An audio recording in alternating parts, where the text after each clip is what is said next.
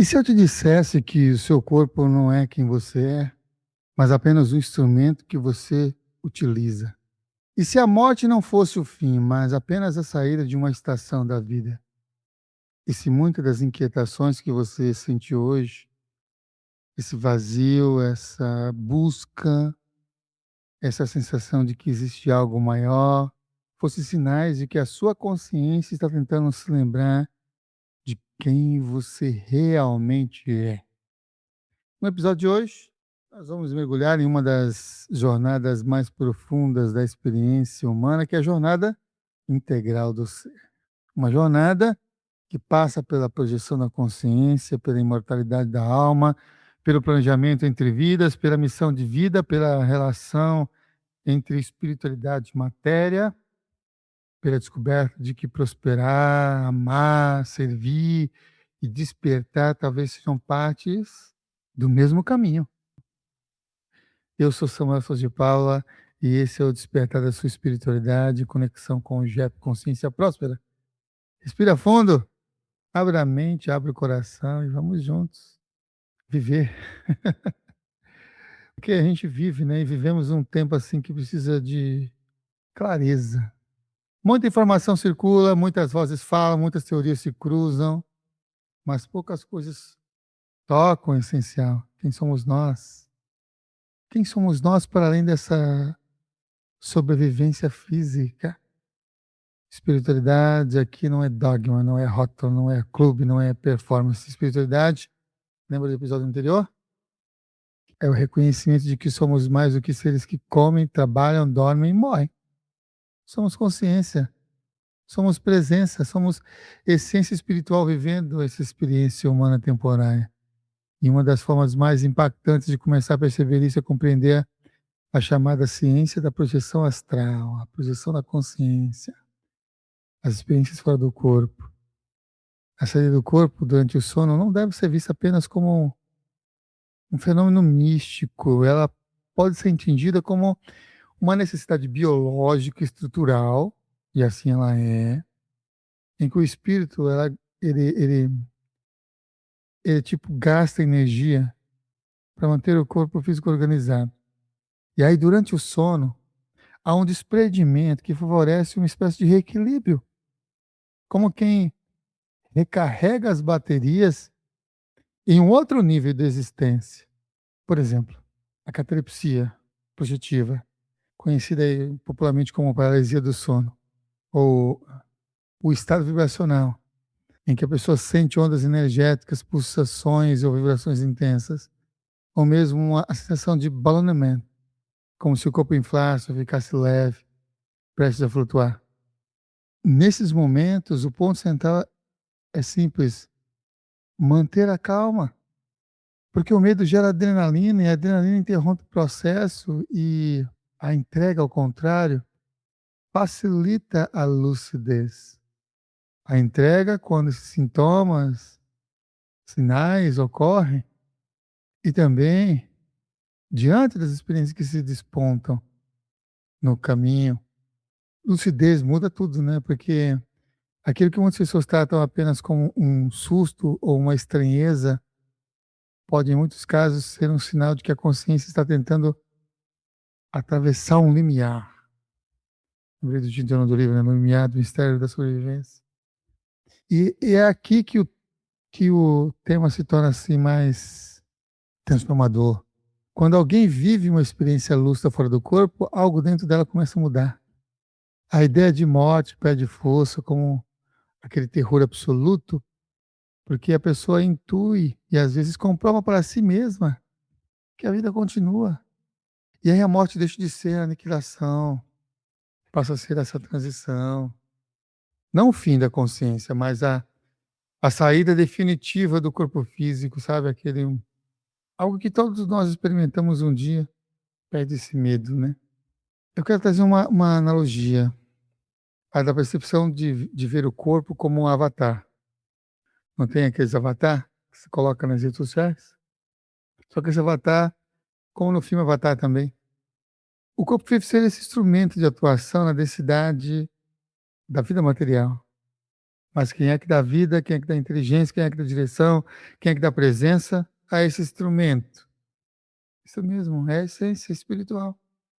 Em outras palavras, nós não somos o corpo, nós usamos o corpo, utilizamos o corpo. E essa ideia confronta diretamente a visão puramente materialista que tenta explicar toda a consciência como um produto exclusivo do cérebro. Tipo, nessa aqui morre aqui, sabe? É como se alguns cientistas procurassem a consciência no cérebro, da mesma forma que alguém tentaria encontrar o sistema operacional dentro dos chips de silício de um computador. Os chips são parte da máquina, claro. Está ali. Importante. Mas o sistema que organiza, anima, orienta aquela experiência não se resume à matéria visível daquela placa. E nesse exemplo mostra que o quê? Que o cérebro, ele pode ser um mediador, uma interface, um instrumento, mas não necessariamente a fonte última da consciência. Isso ajuda a entender porque que existem certas experiências espirituais que têm tanta força. Elas rompem, ainda que por instantes, elas rompem a identificação absoluta com o hardware. Quando a consciência se percebe para além da carne, para além do físico, para além do condicionamento imediato, para além da lógica restrita do ego, ela começa a lembrar de sua natureza mais ampla. Isso é despertar. Despertar é começar a romper as capas, a romper as máscaras e os personagens, e é sair da ilusão. A ilusão de que viver é apenas manter um organismo funcionando, um corpo vivo funcionando. Come, bebe, dorme, copule só. É perceber que existe em nós uma luz consciente, tentando reconhecer através da forma. E essa jornada interior, essa travessia não é linear, não é linear. Ela não acontece em linha reta. E ela também não é confortável o tempo todo. Não é. A jornada do ser, ela é, em várias tradições, descrita, né, como um processo interno de autodescoberta, no qual o indivíduo ele deixa de se identificar com as limitações do ego para reconhecer-se uma essência espiritual muito maior. Então, o ego, nesse contexto, é o personagem. É a estrutura mental identificada com forma, com comparação, com controle, com medos, com desejo de validação e com muito apego ao transitório, ao que está vivendo aqui. E a consciência, por sua vez, ela é testemunha, a consciência é testemunha, é o observador silencioso, é o conhecedor por trás daquele conhecimento acumulado. E essa é a diferença crucial. Porque muita gente acumula informação espiritual, mas ainda não despertou o observador. Aprende termos, aprende teorias, técnicas, sistemas, mas continua preso ao personagem. E é por isso que o despertar, em muitos momentos, parece uma desconstrução, um desaprendizado, uma desaprendizagem. É largar o que foi entuchado, o que foi encaixotado, o que foi domesticado. E também não é sempre ganhar algo novo. Muitas vezes é perder, subtrair, desapegar, soltar. Soltar as máscaras, soltar falsas certezas, soltar personagens, soltar crenças rígidas, soltar a ilusão de controle. Soltar. Muitas vezes o despertar não é sobre parecer elevado também. Tá? A gente se conecta com o episódio anterior. É sobre morrer para o falso e permitir que o verdadeiro emerja, surja. Se a consciência continua, então a pergunta surge quase naturalmente: o que acontece entre uma vida e outra? Se a consciência continua, o que acontece entre a vida e outra? É aqui que entra a visão, assim, espiritual desse chamado intermediário, o período entre vidas, entre existência física e outra, Existe um momento de revisão ali, período entre vidas, né, de aprendizado, de planejamento. É um tempo em que o espírito ele estuda a sua própria história, ele compreende experiências anteriores, ele traça, assim, metas, objetivos para a próxima jornada. É o chamado planejamento encarnatório. E essa ideia é muito importante, porque tira a vida do campo do acaso puro, abrindo espaço para a compreensão de que a existência pode ter um propósito, ele pode ter direção, pode ter aprendizado e pode ter também muitos compromissos assumidos em níveis mais profundos da consciência. Tá, Samuel, mas se existe, por que é que a gente esquece desses combinados todos, desse período entre vidas, desse planejamento reencarnatório? Ao reencarnar, nós passamos por uma espécie de limitação natural do hardware biológico. O corpo que opera em uma frequência mais densa e reduz a memória consciente das vivências anteriores. E outra coisa que a gente precisa entender também, o esquecimento pode ser uma benção, porque ele permite perdão diante de uma pessoa que te apurrinhou, fez coisas muito desagradáveis, permite auto-perdão, porque senão você fica só numa autocrítica do movimento também, permite recomeço. Falei, como o sol surge toda manhã, surge também a oportunidade reencarnatória de você ter mais um dia, mais um período de tempo. Permite novas relações sem um peso completo de todas as memórias antigas, porque também esse peso poderia até forçar uma desmotivação e um não movimento. Ao mesmo tempo, esse véu do esquecimento ele nos obriga a desenvolver algo bastante precioso, que é a escuta da intuição. Nem sempre a missão de vida chega como uma frase pronta, um decreto. Muitas vezes ela aparece como uma inclinação, como insistência da alma, como um chamado silencioso, como aquilo que renova e retorna, e vem e volta, e vem e volta, mesmo quando tentamos fugir desse impulso, desse input. E aí entra a mediunidade, né, que ela é entendida não como um espetáculo, mas como despertar da sensibilidade anímica também. É uma amplificação da sensibilidade anímica, uma sensibilidade que pode favorecer o resgate de memórias, de afinidades, de percepções, de propósitos. Mas ela, a mediunidade, assim como as percepções anímicas, precisa de equilíbrio emocional, porque o pensar e o sentir, eles vão determinar essa sintonia. Já a sintonia com você mesmo, ou sintonia com o outro. Vai determinar esse rapport, vai determinar essa conexão. As mágoas, os medos, os sentimentos, os desequilíbrios, eles podem abrir, assim, um campo para influências não tão levinhas não, mas influências mais pesadas. Enquanto que a serenidade, a lucidez, a ética e o trabalho interior pode afinar a consciência com os campos mais elevados e amplificar essas percepções. Então a missão, portanto, não é algo que se descobre apenas pensando nele. Não, ela também se reencontra, vivendo com coerência.